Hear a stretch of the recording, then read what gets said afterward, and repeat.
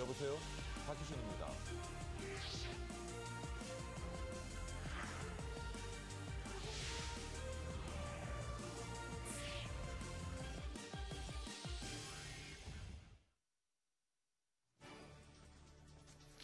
머니24 헤드라인입니다. 뉴욕 증시가 주택지표 호조에 힘입어 소폭 상승했습니다.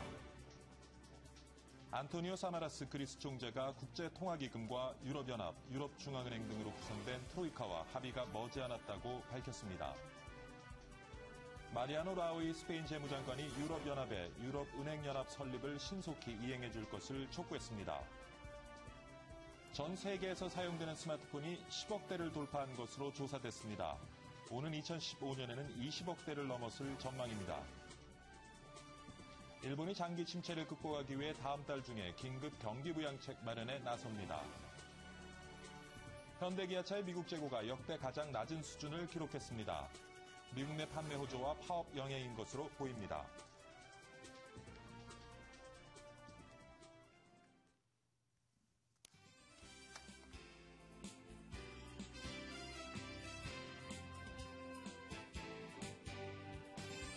네, 시청자 여러분 안녕하십니까? 10월 18일 목요일 아침입니다. 박희준의 여보세요, 박희준입니다. 경기가 어려운 상황에서 호황을 맞는 시장이 있습니다. 바로 기업 M&A 시장인데요. 최근 대기업들이 비주력 계열사나 소규모 사업에서 손을 떼거나 계열사 간의 합병으로 몸집 줄이기에 한창이라고 합니다. 주력 계열사에 더욱 집중해서 경쟁력을 높이고 현금을 확보해서 어려울 때를 대비하겠다는 전략인 것 같습니다. 여러분도 잘 알고 계시겠지만 배가 침몰하기 시작할 때 가장 먼저 해야 할 일은 배 위에서 짐을 덜어내고 배를 가볍게 하는 일이 아닌가 생각합니다. 어쩌면 기업들의 몸집도 줄이기 위해서 경제위기라는 파고를 넘기 위한 최후의 수단이 아닐까 싶은데요. 몸집 줄이기가 성공해서 한국 경제라는 배가 침몰하기 전에 안전하게 선착장에 도착할 수 있어야 할 것 같습니다. 좀 서설이 길었죠. 어쨌든 그런 바람과 함께 박희준의 여보세요도 오늘 출발해 보도록 하겠습니다. 먼저 지난밤 글로벌 마감 시황부터 살펴봅니다. 박지은 머니캐스터가 외신 캐스터죠. 박지은 외신 캐스터가 준비하고 있습니다. 박지은 캐스터. 네, 시황센터입니다. 오늘 뉴욕 증시 딱히 가닥을 잡지 못하고 장중 내내 등락을 거듭했습니다. 미국의 주택 지표가 개선된 것으로 나왔는데도 장중 내내 혼조세를 보인 모습입니다. 새로 발표된 주택 지표를 보면 9월 주택 착공 실적이 지난달보다 15% 증가한 87만 2천 건을 기록했습니다. 이 같은 수치는 4년 내 최대치이며 시장 전문가들의 예상을 크게 웃도는 결과입니다. 뉴욕 증시 자세하게 보시겠습니다. 다우지수 강보합권에서 13,557로 마감했습니다. 나스닥 지수 0.1% 소폭 오르면서 3,104를 기록했고요. S&P 500 지수 0.41% 상승한 1,460의 장을 마감지었습니다. 네, 다음으로 유럽 주요 증시 살펴보겠습니다. 각종 호재가 겹치면서 유럽 증시 어제에 이어서 상승세로 마감이 됐습니다. 첫 번째로 미국 주택 지표가 괜찮게 나왔다는 점, 그리고 국제 신용평가사 무디스가 스페인 국가 신용 등급을 유지했다는 소식이 지수를 끌어올렸습니다. 뿐만 아니라 영국의 고용 지표가 개선됐다는 소식, 그리고 유럽연합 정상회의에 대한 기대감도 유럽 증시에 힘을 불어넣었습니다. 자세하게 보시겠습니다. 영국 FTSE 지수 0.69% 40포인트 상승한 5,910을 기록했고요. 독일 닥스 지수 0.25% 오른 7,394, 프랑스 까크 지수 가장 큰 폭으로 올랐습니다. 0.76% 오른 3,527로 장을 마감지었습니다. 네, 마지막으로 아시아 살펴보겠습니다. 모처럼 들려온 유럽 호재에 일본 증시 장중 내내 상승세로 일관했습니다. 또 미국 경제 지표와 기업 실적이 예상치를 웃돈 점이 호재로 작용했습니다. 하지만 중화권 증시는 이런 호재에도 불구하고 국내 경기 전망에 대한 불안감 때문에 장중 내내 등락을 거듭하는 모습이었습니다. 자세하게 살펴보겠습니다. 일본 니케이 지수 1% 넘게 크게 오르면서 8,806을 기록했고요. 중국 상해종합지수 역시 상승세를 보였습니다. 0.32% 강세를 보이면서 2,105를 나타냈습니다. 홍콩 항생지수 1% 가깝게 크게 오르면서 21,400선에서 장을 마감지었습니다. 네, 지금까지 시황센터에서 전해드렸습니다. 네, 박지은 외신캐스터 수고 많았고요. 이번에는 머니국의 장남식 기자 전화 연결해서 글로벌 마감 시황 관련된 자세한 내용 한번 분석해 보도록 하겠습니다. 장남식 기자. 네, 안녕하세요. 네, 머니국입니다. 뉴욕 증시가 장 중반까지 오르락내리락을 반복하다가 막판 매수대 덕에 상승 마감했습니다. 미국의 9월 주택 착공 규모가 4년 만에 최대를 기록했다는 소식으로 주택 시장 회복 기대감이 높아졌지만 미 2위 은행 뱅크 오브 아메리카와 IBM의 실적이 악화됐다는 소식이 지수 오름세에 발목을 잡았습니다. 그러나 막판 매수세가 몰리면서 증시는 소폭 상승했습니다. 이날 미 상무부가 개장 전에 발표한 9월 신규 주택 착공 건수는 전월 대비 15% 증가한 87만 2천 건을 기록했습니다. 이는 지난 2008년 7월 이후 최대치로 월가 예상치인 77만 건을 크게 웃도는 것입니다. 이 덕분에 폴트그룹과 레나코프 등 건설주들이 급등하는 모습을 보였습니다. 한편 전날 IBM은 실망스러운 실적을 발표했는데요. IBM은 순이익은 예상을 웃돌았지만 매출이 시장의 예상에 미치지 못했다고 발표했습니다. 소시에테 제네랄 등이 IBM의 투자 의견을 하향 조정했고요. BMO는 주가 전망치를 222달러에서 218달러로 낮췄습니다.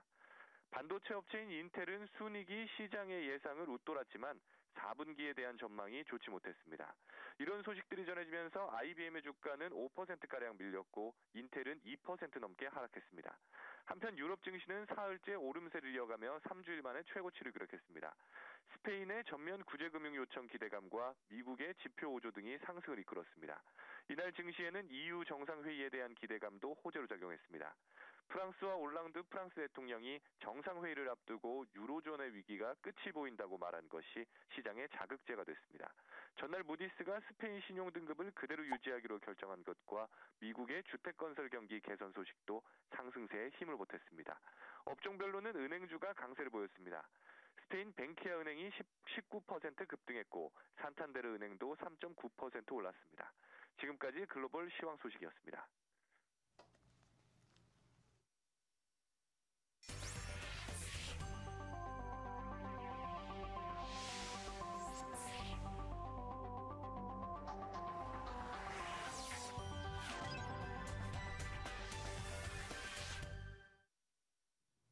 네, 조간신문 매일경제와 함께 오늘의 경제 이슈 짚어보는 시간입니다. 오늘 스튜디오에는요, 고려대학교 경제학과 오정근 교수님 나와 계십니다. 안녕하십니까, 교수님? 안녕하세요. 이제 날씨가 무척 춥네요. 이 완전히 그냥 쌀쌀한 날씨가 된 것 같습니다. 예, 아마 영상은 6도 정도 되는 6도 것 정도 같아요. 되는데요. 체감 온도는 제가 아침 오다 보니까 한 2, 3도 정도 되는 거 예. 아닌가 싶습니다. 추운 날씨에 이른 시간에 나오시는 거 수고 많으셨습니다. 감사합니다. 자, 그럼 얘기를 좀 해보죠. 먼저 첫 번째 기사인데요. 사실 요즘에 시청자 여러분들도 아마 투자처를 찾기가 힘드실 겁니다. 금리도 지금 많이 내려가 있고요. 또 부동산 시장도 침체되어 있고 사실 뭐 마땅한 투자처를 찾기 쉽지가 않은데 글로벌 큰 손들도 마찬가지인 것 같아요. 그래서 이제 싱가포르에서 세계 최대의 헤지펀드 포럼이 있었는데 거기서 나온 얘기가 ABCD에 투자를 해라라는 이제 조언을 했는데 ABCD 뭔지 좀 풀어주시죠, 교수님. 이제 ABCD라 해가지고 예. 참 이게 이 매경에서 이렇게 했는지 모르겠는데 아주 멋있게 예. 그 네이밍을 잘 갖다 붙여요. 장명을 한 것 같아요. 예. 근데 이 얘기는 이제 현재 헤지펀드들이 규모가 이 신문에 보니까 대충 한 7조 달러 정도 된다고 그래요.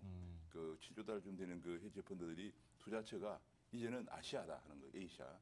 그다음에 이제 그 아시아 중에서도 브루칩에 투자해야 된다. 근데 뭐 삼성전자나 현대차나 뭐 이런 거겠죠. 그다음에 이제 C가 교수님, 블루칩이라는 게 어디서 나온 유래된 용어입니까? 글쎄요, 이제 우량주라는 얘기인데 본래 이제 부르 그러면 이제 우량하다는 얘기죠. 예. 불이 오션 뭐 그런 예, 것처럼 수익이 거의 보장되는 그런 그 주식 뭐 이런 거죠. 그래서 기업들은 항상 그 얘기가 불이 오션을 가야 된다는 게 이제 그것도 불이라는 개념이 앞으로 수익이 확실시되는 예. 그야말로 뭐 그런 걸 말하는 거죠. 그래서 이제 브루칩 그러면 이제 거의 뭐 수익이 좀 확실시되는 우량주다 이런 얘기인데 예. 우량주 중심으로 가야 된다 그런 얘기고요. 그 다음에 한 가지 C가 재밌는데 이게 사이클리컬이라 그래가지고 그 경기를 잘 봐야 된다 그런 얘기예요. 그러니까 지금 얘기가 이 사람들을 제가 읽어보니까 그럼 투자 시점을 얘기하는 건가요? 시점인데요. 예. 그 세계 경제에 굉장히 좀 여러 가지 그 문제가 많기 때문에 지금 좋지 않죠. 예, 그래서 경기가 좀 저점에서 고점으로 가려고 하는 그런 반등 시점에 투자해야 된다. 당연히 그 뭐 누구나 생각할 수 있는 건데 그걸 굉장히 잘 포착해야 한다 그런 얘기예요. 그래서 예를 들면 지금 같으면 이제 아시아 같은 경우에 아시아 경제가 어느 정도 좀 저점에 와 있지 않느냐 이런 생각을 하고 아시아가 저점에 와 있기 때문에 그 저점을 잘 보고 브루칩에 투자를 하라 그런 얘기고 또 한 가지 재밌는 중 하나가 D가 이제 다이버시피케이션이라고 그래가지고 다변화인데 예. 그래 보통 이제 해외 그 투자가들 투자하면 주식을 생각이 되잖아요. 근데 지금은 워낙 세계 경제가 확실치 않기 때문에 주식 하나만 가지고는 위험이 크다. 그래가지고 본래 이 채권 주식을 투자하면 채권 투자는 안 하게 돼요. 왜냐하면 주식을 투자한다는 것은 금리를 내린다는 얘기거든요. 뭐 그러냐 앞으로 금리가 좀 낮아져서 주가가 올라간다 뭐 그런 가능성이 있는데 약간 채권하고 상반되는 개념이 있는데 이 사람들 얘기를 보니까 채권하고 심지어는 주식하고 그다음에 이런 것들을 좀 다양하게 예. 투자를 한 군데 했다가는 위험하다. 이 얘기는 그만큼 주세의 경제가 여러 가지 참 예측하기 힘든 리스크가 많다는 얘기죠. 그래서 그렇게 주식, 채권 등을 다양하게 다변화시켜야 된다. 이건 안전성 때문에 그런 거죠. 예. 위험도를 낮추겠다는 얘기죠. 그렇습니다. 그래서 지금 얘기가 A 하면 이제 지역적으로는 아시아. B 하면 이제 그 중에서 우량 주식, 예. 브루칩. 그다음에 C 하면 이제 경기를 잘 봐서 시점을 잘 잡아야 된다. 그다음에 그리 하면서도 또 다변화시켜가지고 어느 한 곳에 몰빵하지 마라. 뭐 근데 그런 교수님 얘기죠. 얘기를 이렇게 들어보니까 ABCD를 들어보니까 그렇게 되면 우리나라 기업들 굉장히 좋은 투자처가 될 수 있을 것도 같은데요. 어떻게 보시는지요? 저도 바로 이걸 읽으면서 생각나는 것이 예. 이건 바로 한국 아니면 중국이에요. 예. 왜냐하면 일본은 지금 장기 불황에서 아직 나오지 못하기 때문에 예. 지금 한국하고 중국이 지금 경기가 다들 지금 저점에 왔느냐 안 왔느냐 아니면 조금 더 불황이 조금 더 갈 거냐 안 갈 거냐 그 논쟁이 많거든요. 예. 바로 이 시점이 이제 외국인들이 볼 때는 투자할 때다 생각을 하는 거죠. 그래서 제가 보기에는 그래서 이제 그 다음에 제가 3면을 보니까 예. 이것 때문에 한국의 원화가 앞으로 달러당 1,000원까지 갈 거다 이렇게 나와 있거든요. 예. 이게 이제 큰 문제 중에 하나인데 그러니까 한국으로 네. 외국 돈이 많이 투자자들의 들어올 거라는 자금이 얘기죠. 많이 유입될 거라는 얘기겠죠. 그렇습니다. 예. 이게 지금 뭐냐면 지난달 9월 13일 날 미국에서 양적 완화 정책을 했죠. 예. 소위 말하는 양적 완화 세 번째 했다 그러죠. 흔히들 말하기를 간단히 말해서 QE3라고 그러는데 예. 그걸 할 때 환율이 1,116원 정도 됐었거든요. 예. 근데 벌써 지금 벌써 10원 정도 떨어졌어요. 예. 제가 요 뒤에 기사를 보니까 환율이 어제 1,105.5원입니다. 네, 13년에. 1,105가 있죠. 뭐 10원 정도 떨어진 예. 거예요. 연중 최저치예요, 지금. 그런데 이게 이제 환율이 만약에 1,000원 정도 간다 그러면은 예. 어떤 문제가 생기느냐. 이게 우리가 환율 1,000원대 경험이 있죠. 물론 경험 많습니다. 예. 그러나 항상 환율이 1,000원 밑으로 내려갔을 때 우리가 경상수지가 악화되면서 위기의 시작이 됐었어요. 이게 단초가 왜냐하면 됐어요. 우리의 경제가 예. 현재 우리 경제가 환율 1,000원을 지탱하기가 힘든 상황이거든요. 왜냐하면 우리나라는 수출을 먹고 사는 예. 나라인데 환율 1,000원 되면 수출이 안 되고 그다음에 기업들의 실적이 악화됩니다. 왜냐하면 수출에 1달러 해가지고 이제는 한 1,200원 받던 게 1,000원밖에 받지 못하니까 기업 실적이 악화돼요. 그래서 제가 보기 1,000원이 굉장히 그런 문제가 있고 또 심리적인 마이너스 순이기도 하고 해서 예. 1,000원까지 가면 저는 안 된다 생각을 하고 있거든요. 그래서 정부에서 아마 그럼 교수님이 생각하시는 적절한 방어선은 한 어느 정도가 이게 돼야 굉장히 된다고 어려운 보시는지. 문제인데 예. 그걸 갖다 보통은 흔히들 말하는 그 적정 환율이라고 그러죠. 예. 적정 환율인데 적정 환율은 본래 환율 당국은 잘 얘기를 안 합니다. 재정부는 한국은행. 근데 제가 학자니까 예. 제가 한번 계산해 본 적이 있어요. 얼마 전에 해봤는데 우리나라 적정 환율은 한 1,150원대에서 1,150원. 1,200원대 사이. 예. 그 정도 가면 환율이 너무 높아도 국내 물가만 오르니까 안 되고요. 예. 너무 낮으면 수출이 안 돼서 안 되고. 그래서 적정 환율이 한 1,150원대에서 1,200원대 사이인데 너무 많이 내려가면은 아까 말씀드린 것처럼 수출이 안 되고 그다음에 기업들의 실적이 악화되고요. 또 한 가지 중요한 문제는 1,000원 밑으로 내려가면은 해외 투자자들이 이게 한국 환율이 너무 많이 내려갔구나 해가지고 환율이 앞으로 올라가면은 환차 손이 발생을 하거든요. 예. 그럼 또 돈을 빼갑니다. 급속하게 또 급속하게 빼가죠. 자금이 이탈되는 네, 그럼 이게 지금 상황을 뭐냐, 맞이할 수 우리나라가 있겠네요. 자금이 들어왔다가 바로 빠져나가는 또 이런 문제 생기거든요. 한마디로 자본 유출입이 변동이 너무 심한 거죠. 저 아까 그 적정선이 1,150원이라고 말씀을 하셨는데 1,200원 그 사이 제 정도. 주변에 이제 연구년 갔다 온 교수님들을 보면 예. 1년 동안 가 있으면서 차를 구입하는 경우가 있어요. 국내 차를 그 구입하는 바로 경우가 그런 있는데 케이스죠. 예. 근데 그 기준으로 삼는 것이 1,150원이더라고요. 네. 1,150원이 그래요? 환율이 되면 한국에서 사는 것과 미국가서 사는 것은 차이가 없고 그다음에 맞아요. 1,150원 아래로 떨어지면 그것도 네, 하나의 미국에 사는 게 유리하고. 보통 그런 할 때 이제 차 같은 걸 보기도 하고 그다음에 한국에서 이제 뭘 가지고 보냐면은 미국에도 있고 한국에 있는 상품 중에 하나가 카페라떼 같은 게 있거든요. 카페라떼 가격을 비교해서 적정 환율이 얼마인가 이렇게 보기도 합니다. 대충 보면 제가 여러 가지 방식으로 계산을 해봤는데 1,150원에서 2,200원대 사이니까 1,170원 정도 이 정도가 적정 환율 아닌가 생각을 하거든요. 예. 대충 그렇게 그러면은 지금 기업들도 많이 긴장을 하게 되겠네요. 긴장을 하고 있고 이것 예. 때문에 아마 지금 그렇잖아도 경기가 안 좋은데 환율마저 떨어지면서 기업들은 상당히 내년 수익을 상당히 아마 좀 꽃비를 조여서 경영하려고 하게 되고요. 그렇게 되면은 자연히로 투자가 안 되니까 일자리도 없어지고 여러 가지 주름살이 많이 올 수밖에 없는 거죠. 세계 이게- 큰 손들이 좋은 투자처로 한국을 지금 생각을 하고 있고 네. 또 가까운 시간 내에 많은 자금이 유입될 수 있는 건 물론 굉장히 긍정적인 일이긴 한데 그것이 또 우리 경제에 이렇게 부정적인 주식을 투자하는 효과를 사람한테는 좋은데요. 예. 그분들도 경계해야 될 게 환율이 1,000원쯤 되면 앞으로 돈이 빠져나가겠구나 하고 대비를 해야 됩니다. 그 지금 제가 알기로는 정부에서도 아마 이런 거 자본에 급격하게 들어왔다 급격하게 나가는 거, 급 반전되는 거죠. 이거 대비해서 아마 그 대비책을 마련하고 있는 걸로 알고 있습니다. 그럼 말이죠. 지금 교수님하고 지금 환율 얘기를 이렇게 해나가고 있는데 우리 사실은 시청자들이 보시기에는 물론 이제 환율이 이렇게 원화값이 올라가면은 우리나라 기업들이 수출이 어렵게 되고 뭐 국내 경기가 안 좋아지겠다 이런 굉장히 간접적인 생각은 들겠습니다만은 직접적인 영향도 또 없지 않아 있으리라고 생각이 되는데 우리 보시는 투자자들이 이렇게 원화값이 올라가고 이게 두 가지입니다. 하나는 원화값이 올라가면 이제 우리나라는 그 원자재를 다 수입하거든요. 예. 그러니까 하나는 그 좋은 점은 원자재를 많이 다 수입하고 심지어는 원유 같은 거 다 수입하잖아요. 예. 그래서 수입 물가가 하락해가지고 물가가 안정되는 효과가 있습니다. 예. 반면에 이제 환율이 올라가면 예. 조금 전에 말씀드린 것처럼 수출이 좀 잘 되고 기업 수익이 좀 개선되는 측면도 있고요. 예. 그래서 이것이 좋은 점과 나쁜 점이 있는데 지금 상태로는 우리가 물가 상승률이 뭐 2% 정도밖에 안 되기 때문에 예. 이 물가 근데 지금 문제는 물가가 약간 올라갈 지금 기미를 보이고 좀 그러나 있잖아요. 뭐 물가가 원자재 값이 너무 좀 낮으면 상승하고 있고. 또 안 되거든요. 그래서 예.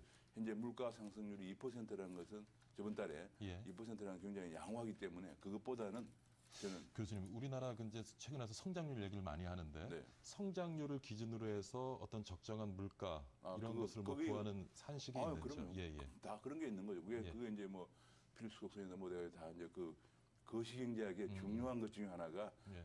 우리나라 처음에 우리나라 적정 성장률이 얼마인가 생각을 합니다. 예. 그 적정 성장률은 이제 우리나라에서 실업률을 고려해가지고 실업률이 너무 많지 않는 그게 얼마인가 보고 그다음에 거기에 맞는 물가 상승률이 얼마인가 해서 그걸 이제 보통 우리가 여러 가지 뭐 나이루라고 하는 것을 말하는 물가 상승이 가속화되지 않는 그 실업률 또는 성장률이 얼마인가 이런 걸 계산해 가지고요. 예. 이렇게 우리가 거기에 그리고 또 이제 그다음에 그럼 거기에 맞는 금리는 얼마인가 이렇게 결정하는 거거든요. 예. 그래서 제가 보기에는 지금은 우리나라가 지금 한 3% 조금 안 되는 성장률을 가져갈 지금 경우에 제가 보기에는 적정한 물가. 성장률은 지금 현재 예. 잠재 성장률이 한국은행이나 이런 데 발표한 거 보면은 한 3.7% 정도 되거든요. 근데 실질 성장률은 또 낮잖아요. 그래서 제가 보기에는 예. 지금은 성장률을 올려야 돼요. 그래서 이제 얘기가 환율이 너무 떨어지면 안 된다는 얘기예요. 지금은 물가보다는 잠재 성장률 3.7인데 그거보다도 성장률이 지금 현재 발표가 한국은행 발표에 의하면 2.4% 얘기했거든요. 제가 보면 그러면 그음에도 1.3% 차이가 나잖아요. 1.3% 얼마나 중요하냐? 한 10만 명 정도 일자리가 없어지는 거예요. 10만 명 정도 일자리가. 그래서 제가 보기에는 지금은 환율이 너무 떨어져서 성장률이 떨어지고 일자리가 없어지면 안 되고요. 환율을 적정 수준에 유지해 주는 것이 중요하고요. 또한 그것은 아까도 말씀드렸지만 자본 유출이 급격하게 들어와다 급격하게 나가는 걸 방지하기 위해서도 필요한. 근데 교수님, 물론 이제 환율이 높아질 때, 낮아질 때 우리 경제에 미치는 영향을 지금 짚어주셨는데 그렇다면 지금 원화값이 이렇게 오르고 있는데 이거를 또 수수방관할 수는 없는 문제잖아요. 물론 이제 원화값에 따라서 우리가 어떻게 대응을 해야 될지도 준비를 해야 되겠지만. 정부 예. 당국의, 예. 소위 말하는 우리 재정부 한국은행의 역할이죠. 그거 이제 여러 가지 방법이 있습니다. 뭐 여러 가지. 요즘은 옛날에는 이제 외환시장 개입하는 걸 굉장히 긍비시했는데, 물론 그 개입은 뭐 최소화시켜야죠. 그러나 지난번 그 글로벌 금융위기 이후에 그 G20 회의에서 일단은 환율이 급변동하는 국가에 한국처럼 작은 국가에 대해서는 소위 거시 건전성 차원에서 거시 정책의 건전성을 유지한다는 차원에서 어느 정도 규제를 할 수 있도록 국제적인 합의를 보았기 때문에 예. 그 국제적인 그 합의의 틀 범위 내에서 그러니까 우리가 심하게 변동이 있을 경우는 예. 정부가 개입할 여지를 좀 주는군요. 개입도 개입이지만 여러 가지 제도를 예. 강구할 수 있도록 이렇게 이미 국제적인 컨센서스를 봤기 때문에 그 범위 내에서 우리가 충분히 이것을 좀 제도를 강화해서 예. 급격하게 돈이 많이 들어왔다가 예. 또 급격하게 나오고 이런 걸 좀 방지해야 되겠다 생각입니다. 아무 생각 없는 또 제 주변 사람들은 또 원화값이 올라가니까 해외여행 가기 좋은 기회라고도 좋아하시는 분들이 그건 있더라고요. 그렇습니다. 바로 그것도 적자 요인이죠. 예. 적자 요인입니다. 왜냐하면 우리가 작년 같은 경우에 벌써 해외여행 가는데 쓴 돈이 한 150억 달러 정도. 더 늘어나겠죠. 그 환율 원화값이 올라가면 해외 더 많이 나가게 되죠. 그렇죠. 그렇습니다. 하여튼 좀 슬기롭게 좀 원화가 지금 가파르게 오르는 걸 좀 잡아줬으면 하는 바람입니다. 그래서 지금 제가 보기엔 내년에 굉장히 뭐 여러 가지 뭐 중요한 정책이 있는데 그 중에 하나가 환율 정책입니다. 굉장히 중요합니다. 자, 교수님 아까 조금 일면 기사를 다시 네, 한번 예, 보고 싶은데요. 일면 기사에 또 조금 뭐 하나 보시면은 아. 좀 짜증나는 기사 하나 있습니다.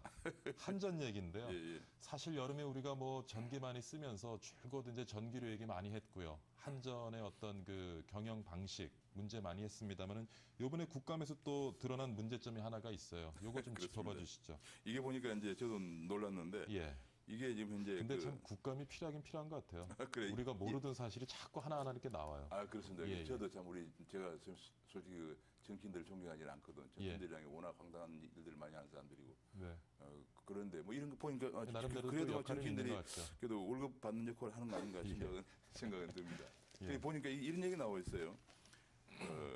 이 원래 이제 전기라는 것은 어떤 문제가 있냐면 그 예. 피크 타임이 있고 피크 전기를 적게 쓰는 때가 있거든요. 예. 그러니까 발전기라는 게 이제 항상 피크 타임에 대비해서 많이 갖고 있어야 돼요. 그러다가 이제 피크 타임이 아닐 때는 사용량이 적을 때는 이제 근데 뭐 사용 발전기를 안 돌리게 되는 거죠. 그런 걸 대비해서 이제 한전이 발전소에 대해서 발전기를 돌리지 않더라도 일종의 발전기를 돌린 만큼은 못 주겠지만 어느 정도 예. 보조금을 주는 정책이 있어요. 그게 이제 그래야만 용량 정상금이라고 예, 그걸 하는 보니까 건데. 용량 정상금인데 예, 그냥 예. 그거는 이제 그 전기 공급의 그 특성상 어쩔 수 없는 건데 문제는 이게 너무 과다하다는 거예요. 1년에 보니까 1년에 한 3조 원 정도 갔다고 그래요. 3조 원 정도. 그다음 또 한 가지는 이 중에서 이제 근데 피크 타임에는 사용을 하고 예. 피크 타임 아닌 때 좀 놀고 있는 거 이건 돈을 주면 좋은데 예. 한 번도 사용하지 않은 발전기에 대해서 보조금이 연간 한 3천억 정도 나갔다고 그래요. 그래서 보니까 한 9천억 정도 나갔다고 그러는데 이게 이제 왜 문제가 되냐면 한전이 이제 현재 부채가 말이죠. 공기업 중에서 두 번째로 많습니다. 제일 많은 데가 이제 LH공사하고 이 개인이 참 경영을 하면 이런 일은 안 벌어질 텐데. 그렇습니다. 예. 바로 그건데 이 공기업이니까 이제 방만 경영하는 거예요. 그래서 부채가 지금 현재 50조 정도 있어요.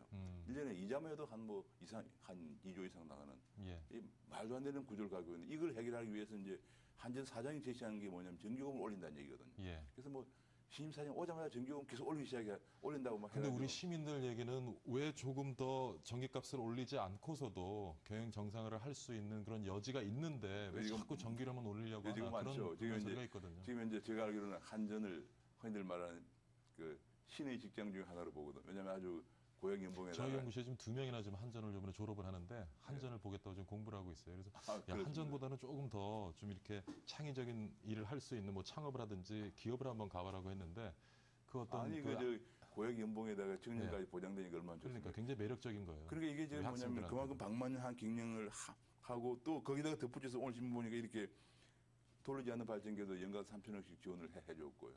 또 이것뿐이 아니고 제가 한전 자료를 좀 국감 자료를 봤더니 기업에도 또 전기를 갖다 피크 타임에 말이죠. 피크 타임에 대비해서 적게 쓰면은 보조금을 주는데 그 보조금이 말이죠. 한 몇천억 나가고 있어요. 근데 저도 하나 기사를 봤는데요. 이게 지금 전기가 모자라잖아요. 네. 전기가 모자라니까 이제 포스코, GS, SK처럼 자체 발전소를 가지고 있는 회사들이 있단 말이죠. 네. 그러니까 그 회사들한테 전기를 갖다 굉장히 비싸게 또 사오는 거예요. 비싸게 사와가지고 그다음에 그거를 갖다가 이제 공급을 하는 거죠. 그러다 보니까 그런 과정에서 포스코하고 GS, SK가 연간 올린 수익이 영업이익이 3천억에서 1,500억에 네, 달하는 제가 또- 회사별로 좀 차이가 있긴 예, 한데 저도 조사해보면 그뿐이 이런 아니고 어처구니 없는 일이 그뿐이 아니고 어떤 회사는 보조금을 주는데 그 회사가 낸 전기 요금보다도 더 많은 보조금을 가져갔어요. 전기 들였어. 이게 제가 보기에 뭔가 한전이 좀 경영상에 좀 이 방만 이거를 좀 어떻게 해야 경영과 됩니까? 한마디로 그냥 예. 좀 경영의 꽃비를 당기고 제대로 좀 해야죠. 이게 예. 이렇게 하고는 이게 그리고 전기요금만 자꾸 올린다 그러면 안 되죠. 그리고 특히 문제가 뭐냐면 전기요금도 지금 현재 가정용이 제일 비싸요. 그렇죠. 전기요금 체계가 가정용이 있고 산업용이 있고 농업용이 있는데 농업용이 제일 싸고요. 그 가정용 전기를 올려가지고 돈을 받은 다음에 예. 그걸 기업에게 물론 이제 뭐 산업발전이나 이런데 우리가 또 동의하는 부분도 있습니다만은 지나치게 많은 혜택을 주면서 대기업에 또 배를 지금 불리는 그런 일이 또 노업용 벌어지고 같은 거 있거든요. 보면은 말이죠. 시골 네. 우리가 가다 보면은 비닐하우스에 전기를 네. 가지고 그 온도를 높여서 예. 과일을 재배하고 있는 그런 상황이에요. 이게 예. 뭐 너무 이게 방만하게 하는데 가정용이 얼마냐? 전체 전력 사용량의 약 18%밖에 안 되거든요. 예, 예. 그걸 올려가지고 그걸 다 메꾸려고 하니까 지금 지난 여름에 전기 피크 때는 어떤 가정에서는 한 달에 10만 원도 더 나왔다고 아우성치고 난리 났어요. 예, 예. 그런데 보니까 이런 방만경영 이 상태가 이번에 국감에서 발견되면서 이건 누가 봐도 여러 사람들로부터 좀 시탄을 받을 수밖에 없고. 이거는요, 조금 더 좀 진지하게 고민을 하고 좀 제대로 접근을 해서 이번 기회에 어떤 한전의 어떤 경영 구조라든가 전기를 공급하는 데 있어서 그런 기형적인 구조 한번 바로잡을 그런 좀 계기가 돼야 됐다는 생각이 듭니다. 그렇습니다. 그리고 가장 중요한 게 이번을 계기로 해서 예. 한전 부채 50조를 어떻게 갚을 것인지에 대해서 전반적으로 다시 한번 재점검해야 되겠다. 그런 생각이 들었습니다. 뭐 금방 시간이 지나가 버렸어요. 그렇습니다. 예. 오늘 고려대학교 경제학과의 오정근 교수님과 함께 오늘 조간신문 살펴보면서 우리가 좀 주목해야 될 경제 이슈들을 한번 분석해봤습니다. 오늘 출연 감사드립니다, 교수님. 수고 네, 많으셨습니다. 감사합니다. 예.